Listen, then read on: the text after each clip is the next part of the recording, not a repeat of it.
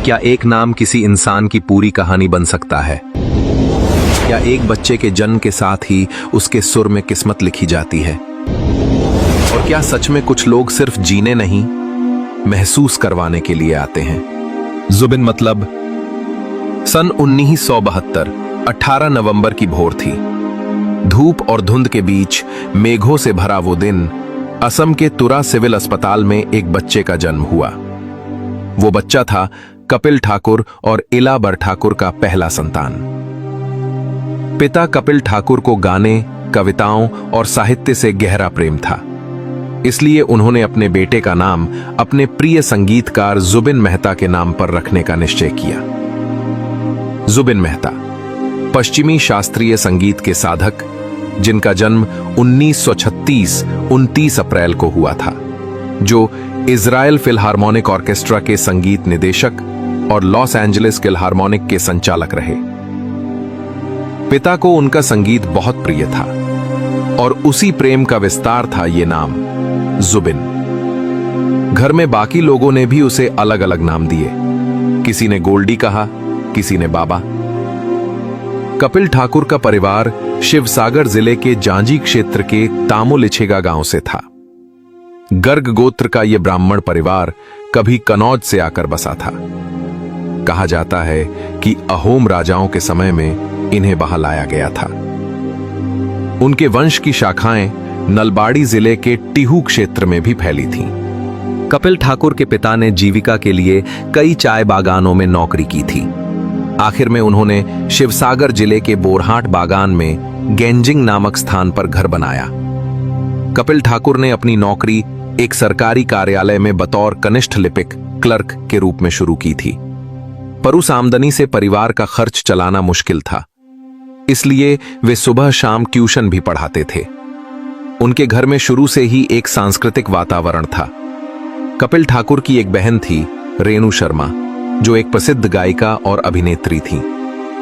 उन्होंने पूती निशार सपोन, लाचित बरफुकन जैसी फिल्मों में अभिनय किया था। वो प्रसिद्ध संगीतकार उत्पल शर्मा की माता थीं। कपिल ठाकुर ने रोजगार के लिए जोरहाट की नौकरी छोड़ी और गारो पहाड़ियों के तुरा में एक बेहतर नौकरी स्वीकार की। वहां उन्होंने मात्र 40 रुपए किराए का एक कमरा लिया, जरूरी सामान खरीदा और इला नामक शिक्षिका से विवाह किया, जो बाद में इला बरठाकुर के नाम से जानी गई। शादी के समय कपिल ठाकुर केवल 24 वर्ष के थे। इला बरठाकुर जोरहाट के पुलीबर भाटेमोरा गांव की रहने वाली थीं। विवाह के कुछ ही समय बाद उनके जीवन में आया जुबिन। घर में उस बच्चे को लेकर सपनों की कोई सीमा नहीं थी। जब बच्चा मात्र 2 माह का था, पिता उसे गोद में लेकर हवाई मैदान तक घूमने ले जाया करते थे और कहते, देख बेटा, तू एक दिन उड़ान भरेगा। उन्होंने एक रेडियो खरीदा, फिलिप्स का पुराना मॉडल, जिसका नाम था बहादुर। उस रेडियो पर कभी विविध भारती, कभी शिलोंग स्टेशन के गीत बजते रहते। जब रेडियो बंद होता, बच्चा रोने लगता, मानो उसे संगीत की भाषा तब से समझ आ चुकी थी। इसलिए मां रेडियो बच्चे के पास रखकर काम करती, ताकि गाने चलते रहें और बच्चा मुस्कुराता रहे। मां खुद भी अच्छी गायिका थीं। वो अपने बेटे को आधुनिक असमिया गीतों और लोक संगीत से सुलाती। शायद तभी वो संगीत उसकी सांसों में उतर गया। जीवन की कठिनाइयों के बीच कपिल ठाकुर ने APSC परीक्षा दी और श्रम विभाग में चयनित हुए। तब उन्हें प्रशिक्षण के लिए शिलोंग भेजा गया। पहली नियुक्ति थी तेजपुर। वहां परिवार कुछ समय रहा और उसी तेजपुर की मिट्टी में जुबिन ने अपने बचपन के पहले कदम रखे। 2 वर्ष बाद ट्रांसफर हुआ जोरहाट। वहां परिवार किराए के मकान में रहा। जोरहाट में जुबिन 5 वर्ष का हुआ। उसे कार्मेल इंग्लिश मीडियम स्कूल में दाखिला दिलाया गया। यहीं से उसकी औपचारिक शिक्षा की शुरुआत हुई। पर फिर बदली आई करीमगंज। वहां पिता माटिर हाकिम के रूप में नियुक्त हुए। करीमगंज में उन्होंने नीलमणि रोड पर कुशियारा नदी के किनारे एक किराए का घर लिया। बरसात में घर के आंगन तक पानी भर जाता, मछलियां घर की चौखट तक आ जाती। वहीं उस नन्हे लड़के की बाल आंखों में प्रकृति के साथ संगीत की लय बसी। करीमगंज में मां को घर का सारा काम अकेले संभालना पड़ता, इसलिए उन्होंने एक सहायक लड़की रखी। वहीं जुबिन को प्रांतिक किंडरगार्टन नामक इंग्लिश स्कूल में भर्ती किया गया। बाद में करीमगंज हाई स्कूल में उसका नाम लिखा गया। वहां उसने बंगला भाषा सीखी और बांग्ला संस्कृति में खुद को मिलाया। इसी दौरान घर में रिकॉर्ड प्लेयर आया और संगीत सुनने का नया दौर शुरू हुआ। जुबिन की रुचि देखकर पिता ने उसे तबला सीखने भेजा। तबला वादक रॉबिन बैनर्जी के मार्गदर्शन में उसने तबले में विशारद तक की शिक्षा प्राप्त की। कुछ वर्षों बाद पिता का ट्रांसफर बिजनी में हुआ। वहां जुबिन ने बिजनी बांधक हाई स्कूल में दाखिला लिया। तब वो 8वीं कक्षा का छात्र था। उसकी 2 बहनें जंकी और ममोनी भी अन्य स्कूलों में पढ़ती थीं। मां की इच्छा पर पिता ने जुबिन के लिए एक स्थानीय संगीत शिक्षक नियुक्त किया, रमणी रॉय, जो पोलियो से ग्रसित थे और 3 पहिए वाली साइकिल पर बैठकर पढ़ाने आते थे।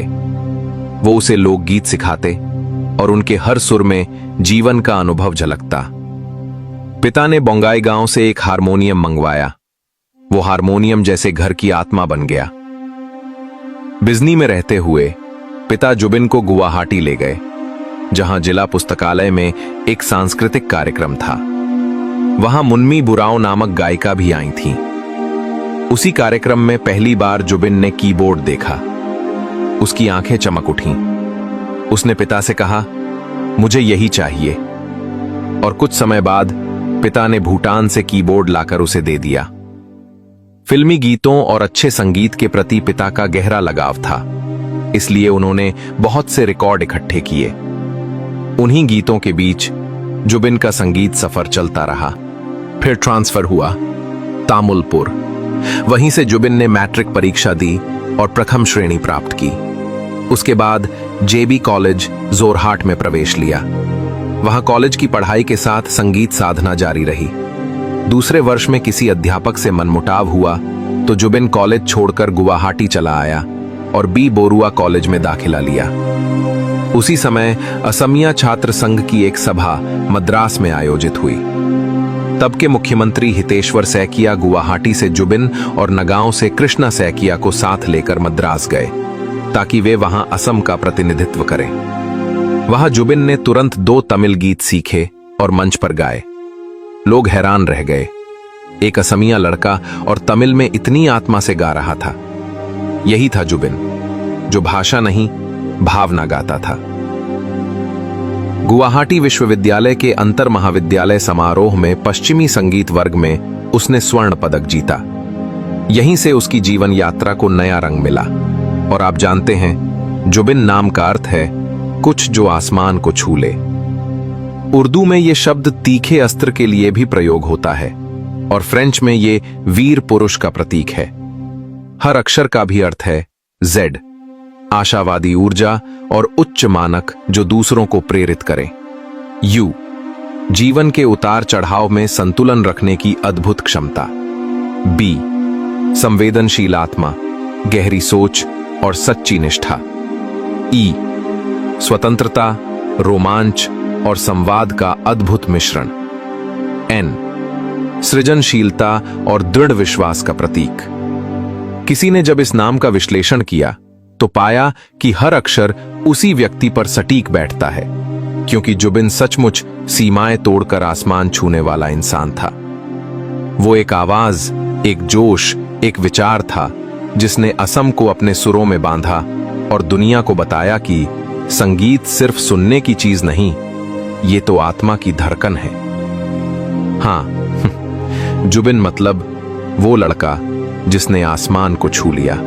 अगर ये कहानी आपके दिल को छू गई हो तो एक कमेंट जरूर छोड़िए, क्योंकि हर दिल में कहीं ना कहीं एक जुबीन जरूर होता है। और इस कहानी को शेयर कीजिए ताकि और भी लोग जान सकें कि संगीत सिर्फ सुना नहीं जाता, महसूस किया